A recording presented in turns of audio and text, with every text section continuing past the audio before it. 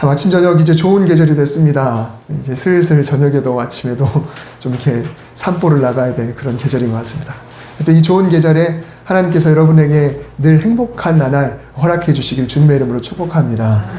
주중에 이제 우리 교회 그때 한 2년 동안 계속 다니셨던 우리 그 원로 목사님께서 주중에 카카오톡으로 명절 잘 보내라고 저한테 떡값을 보내주셨어요. 그래서 제가 감사의 인사로 이제 전화를 드렸는데, 그분께서 하여튼, 이제 그 후에 오신 분들은 잘 모르시겠지만은, 이제 계속 새벽마다 기도하고 계시는데, 특별히 우리 학생들, 그리고 청년들 이름 하나하나 부르면서 물어보시더라고요.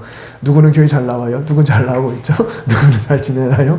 누구는 요즘 뭐예요? 이렇게 이름 하나하나 기억하면서 새벽마다 기도하고 계신다고 그렇게 이야기를 해주셔서 얼마나 감사한지, 저에겐 든든한 뭐랄까요, 후원이고 또 든든한 그런 군대와 같은 그런 마음이었습니다. 우리를 위해서 누군가가 기도하고 있다는 건 참 복됩니다.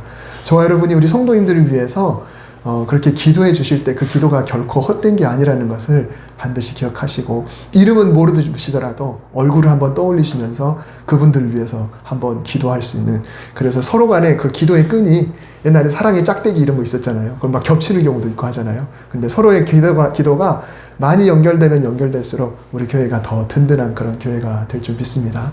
하나님께서 우리의 기도를 통해 일하실 줄 믿습니다. 당신밖에 없어 라는 그런 표현, 우리가 살아가면서 한 번도 안 해본 사람은 아마 없을 겁니다. 이 당신이라고 하는 자리에다가 우리는 대상을 다양하게 넣어볼 수가 있습니다. 너, 연인, 그리고 배우자, 또 부모님, 또 자녀의 이름, 또 어떤 사람, 친구의 이름, 지인들, 또 어떨 때는 회사를 그렇게 부를 수도 있고요.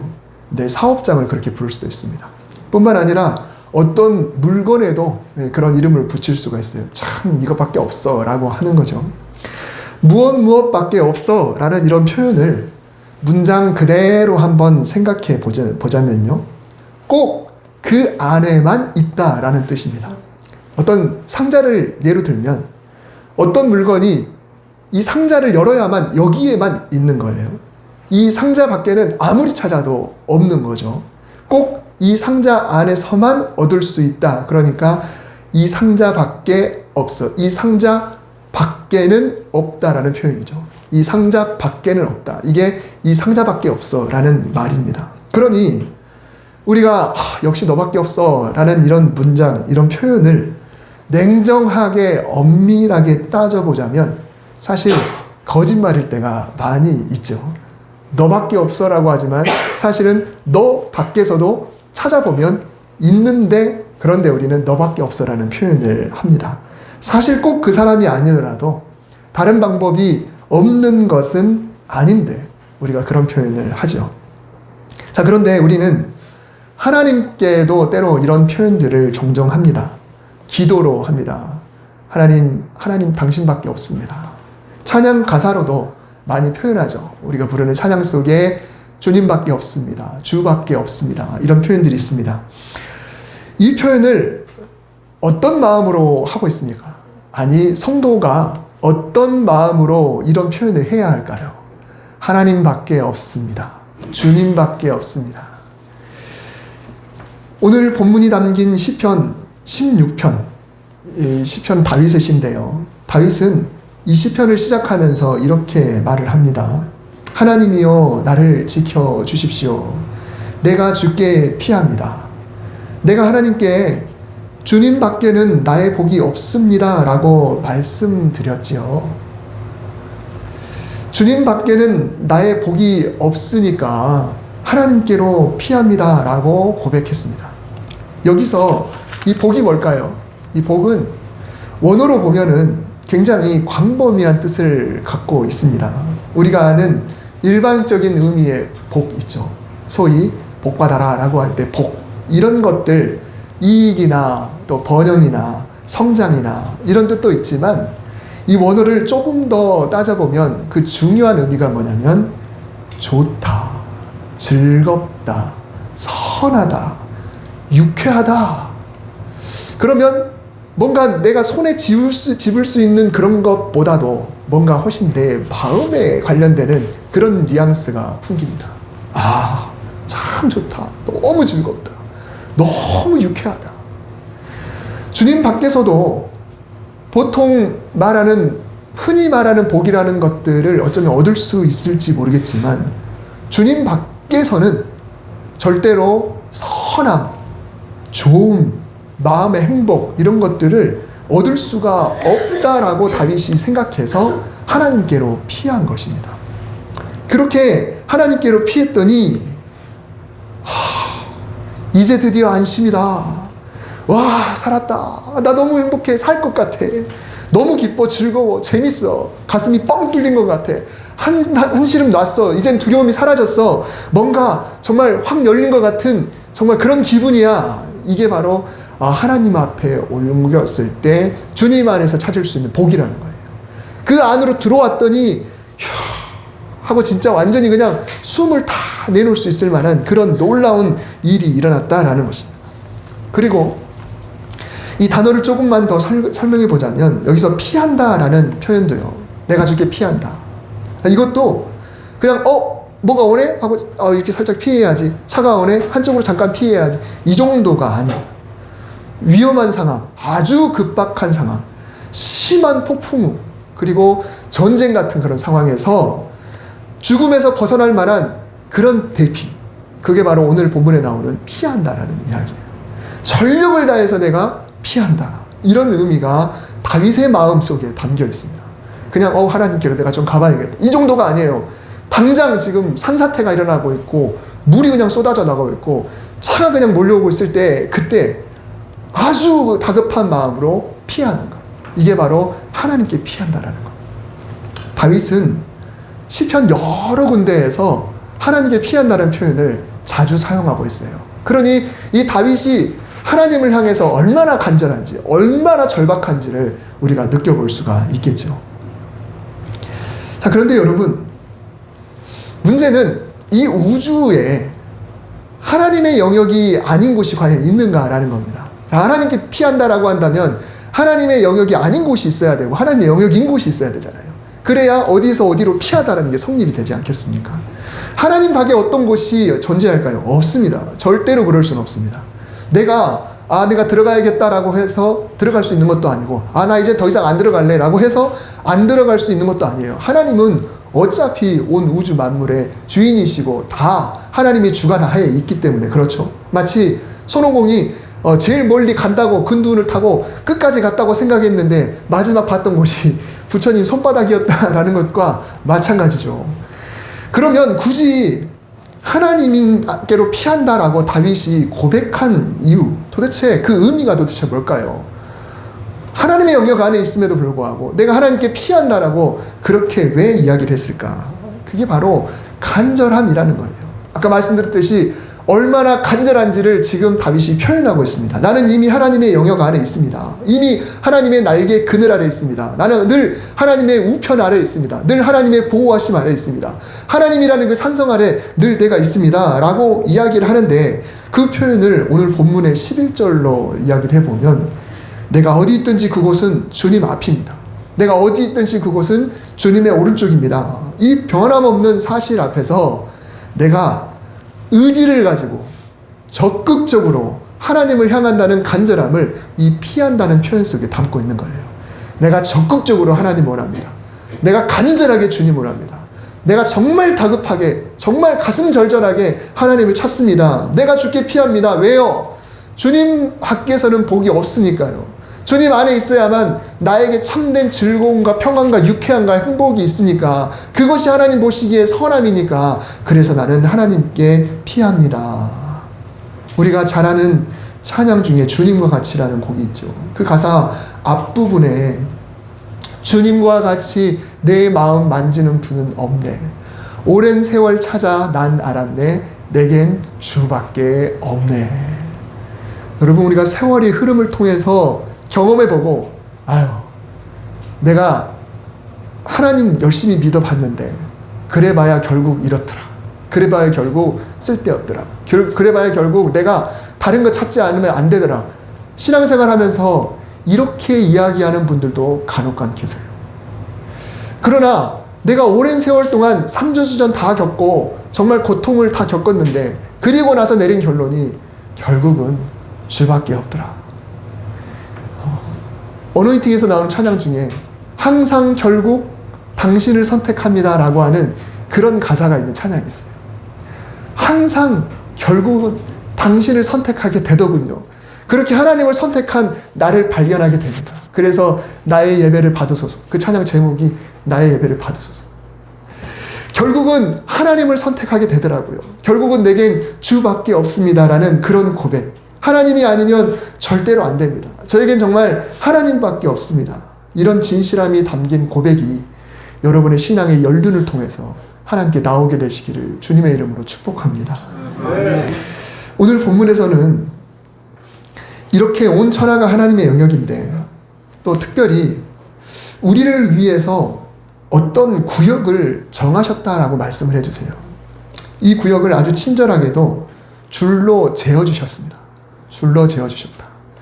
공사 현장에서 일하시고 또 가보신 분들은 아시겠지만 이 줄로 재는 게 굉장히 중요하죠.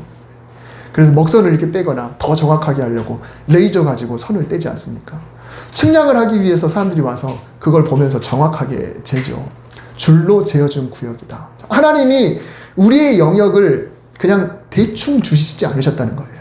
하나님이 줄로 정확하게 되셨다. 어떤 건물을 지을 때의 그런 비계라든가 울타리라든가 담장이라든가 이런 영역이라는 게 다 우리에게 있습니다. 여러분 한번 상상해 보세요.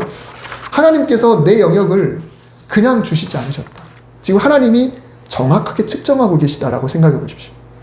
우리가 여기에 그냥 살고 있는 줄 알았는데, 내가 그냥 이때 살아가고 있는 줄 알았는데, 하나님의 입장에서 놓고 보실 때 그게 뭔가 정확하게 줄로 재어서 구역을 주셨다라는 거예요.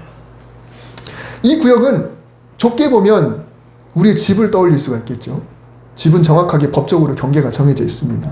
또 내가 일하고 있는 직장, 사업장도 될 수 있고요. 내가 다니는 학교, 내 교실일 수도 있습니다. 또 우리 교회일 수도 있고요. 범위를 좀 더 넓혀보면 내가 살고 있는 동네, 또 내가 살고 있는 도시, 더 넓히면 우리나라. 이런 것들이 그냥 있는 게 아니고 하나님이 줄로 재어주신 구역이다라는 겁니다. 물론 생각해보면 이 구역이 객관적으로 볼 때 공평하게 느껴지지 않을 수도 있습니다.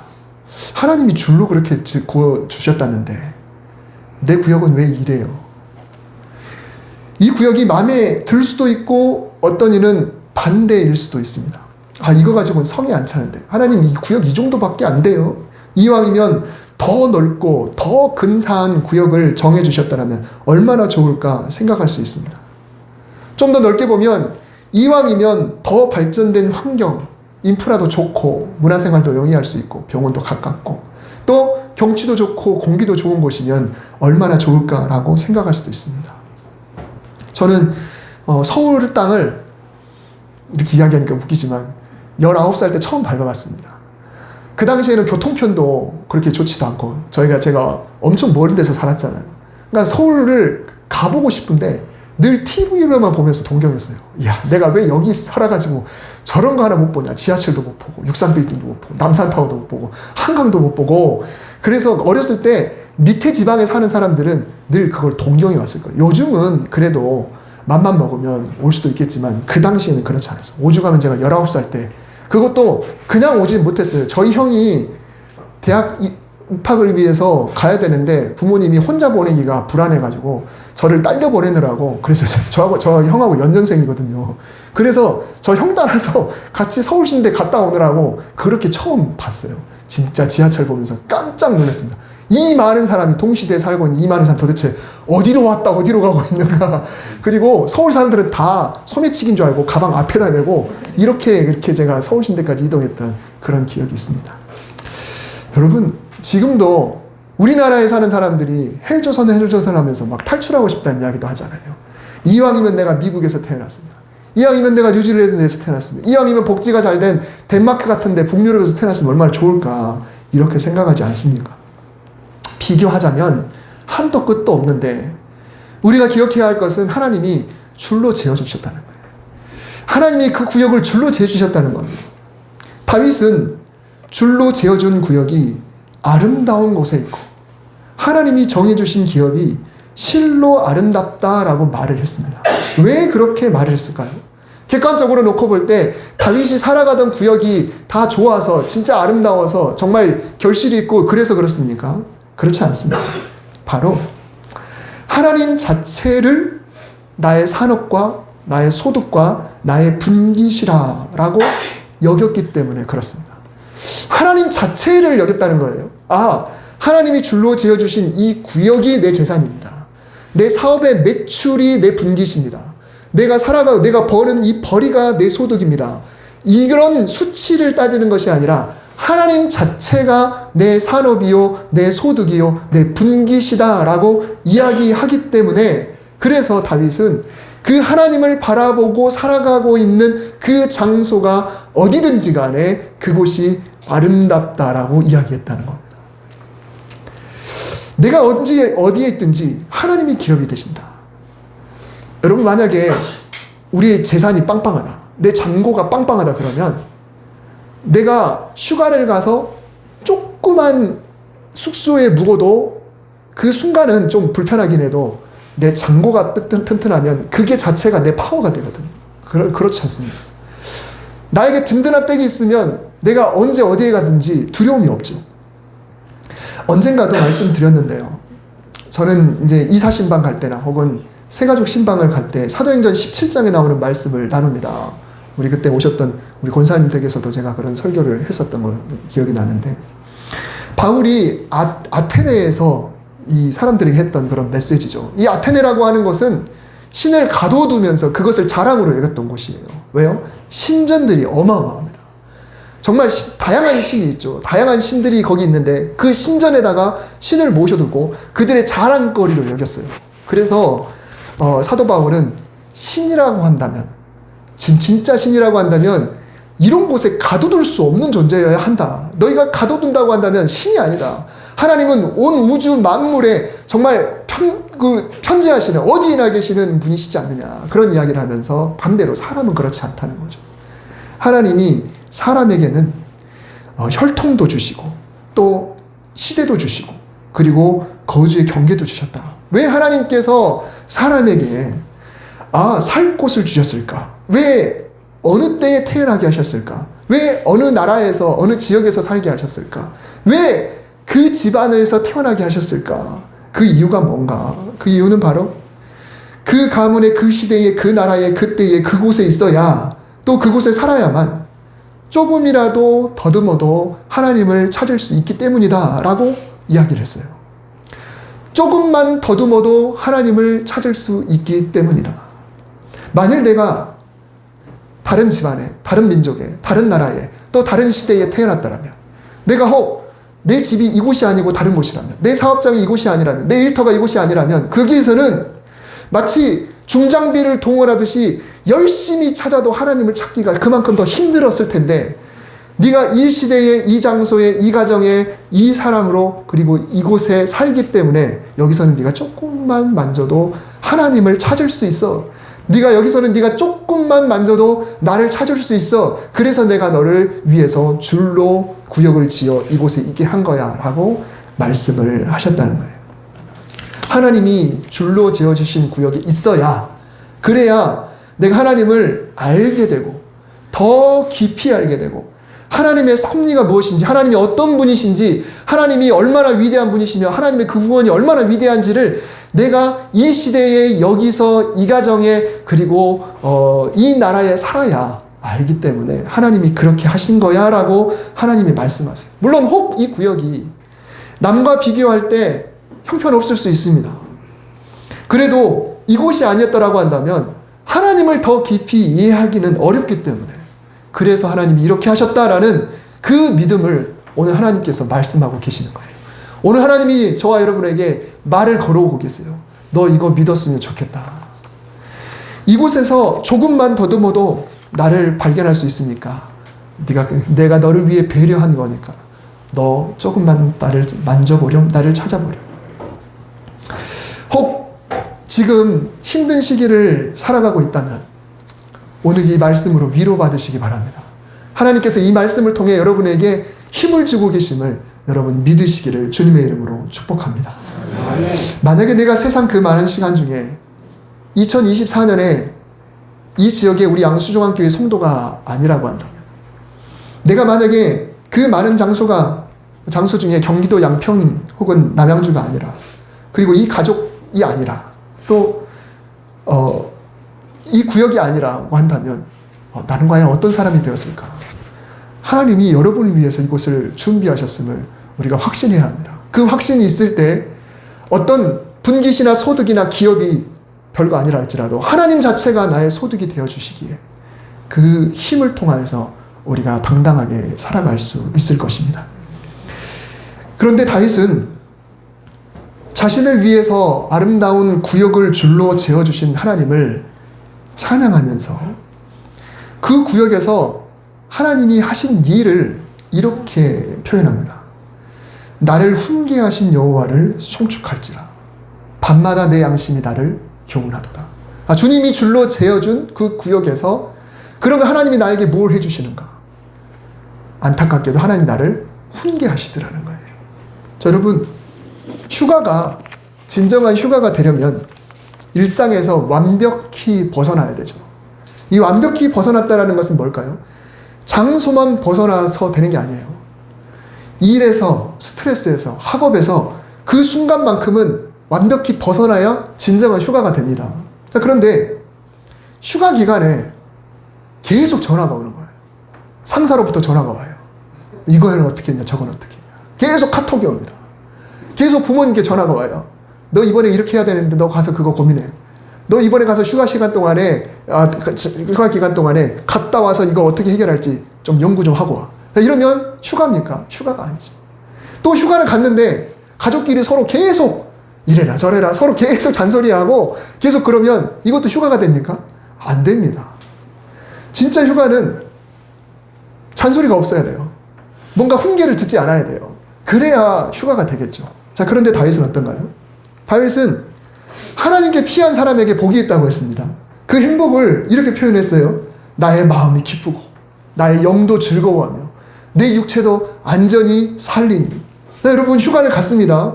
다윗이 하나님께로 갔어요. 그러니 드디어 마음이 기쁘다. 내 영혼도 너무너무 즐겁다. 이러니 내 있던 병도 다 나을 것 같다. 이 표현이에요.